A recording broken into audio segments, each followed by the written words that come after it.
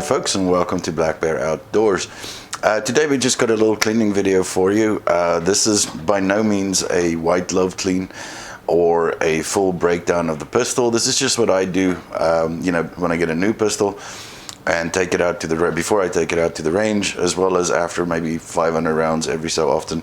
It's a basic field strip and clean, but it's quick and easy, and I've maintained lots of my pistols like this for more than a decade. So I know there's going to be people saying you're doing it wrong or you're using the wrong products. There's 100 ways of doing it and 100 different products you can use. This is just one way and the way I do it. So hopefully it's helpful to you. So let's get straight into it. So the first thing that I use is called Break-Free CLP. This is a clean lube and protect, so this is one that I use. I also have a little nylon brush here. This is actually from an AR cleaning kit, but you can get these on Amazon for next to nothing.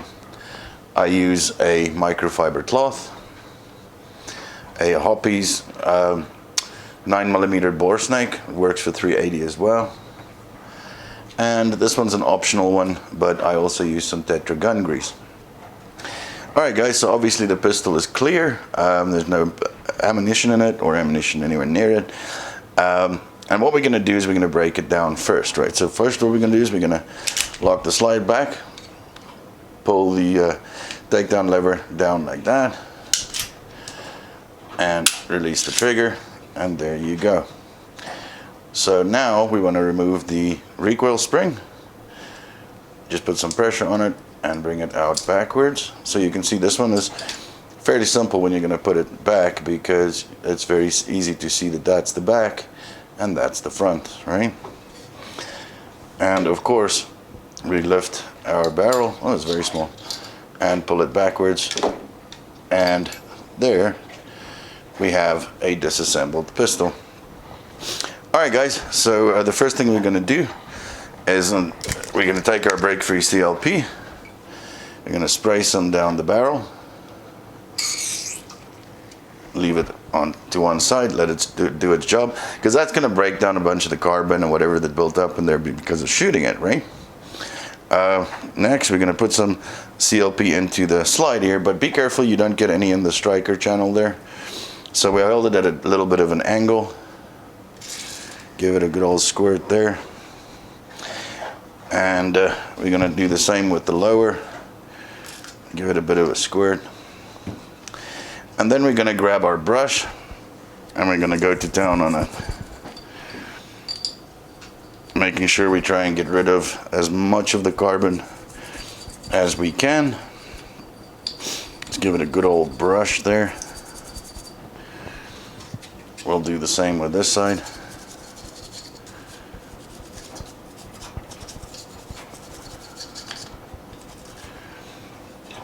And for good measure we'll do the recoil assembly as well.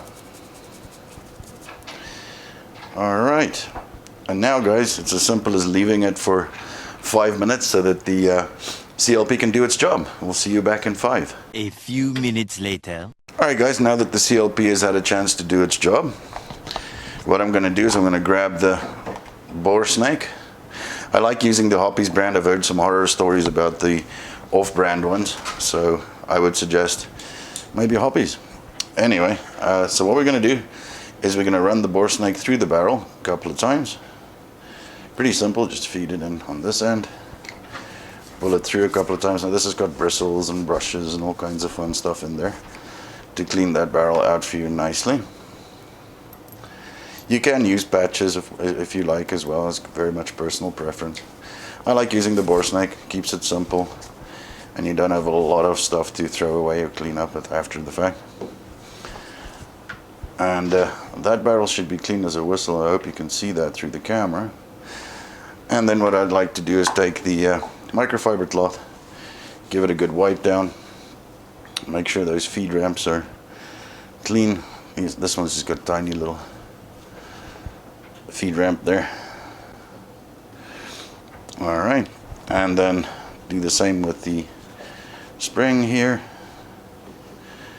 and then we just wipe out all the excess CLP we can from the slide here. as well as the lower part here, right? By the way, if you guys hear weird crunchy noises, it's just my dog in the background. All right. What you could do, if you'd like, you can add a little CLP there in the slide where the barrel rides it. So that's just to prevent a little bit of wear. You can't do anything about it. It's going to happen eventually. So what I like to do, guys, is I like to take a bit of this Tetra gun grease and just put a little bead on the rails. Not a lot, just a little bead, as you can see. And maybe on the back rail here, just a tiny little bead like that, right? Because what we want to do is we want to make the gun slide do the work for us when we reassemble, right? Okay, so now for the reassembly. So first thing we're going to do is we're going to put our barrel back, obviously with the teeth side up. We are going to put our recoil spring back. Make sure it sits nice and snug in there.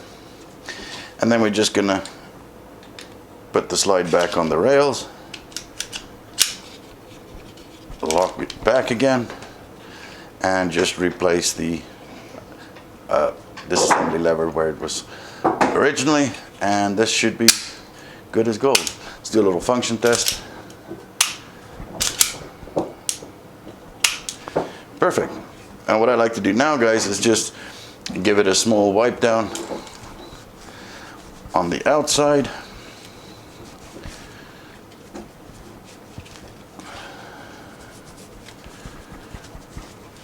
And there you have a clean Smith and Wesson Bodyguard for your next range day, all ready to carry. Well, I hope you guys found this useful.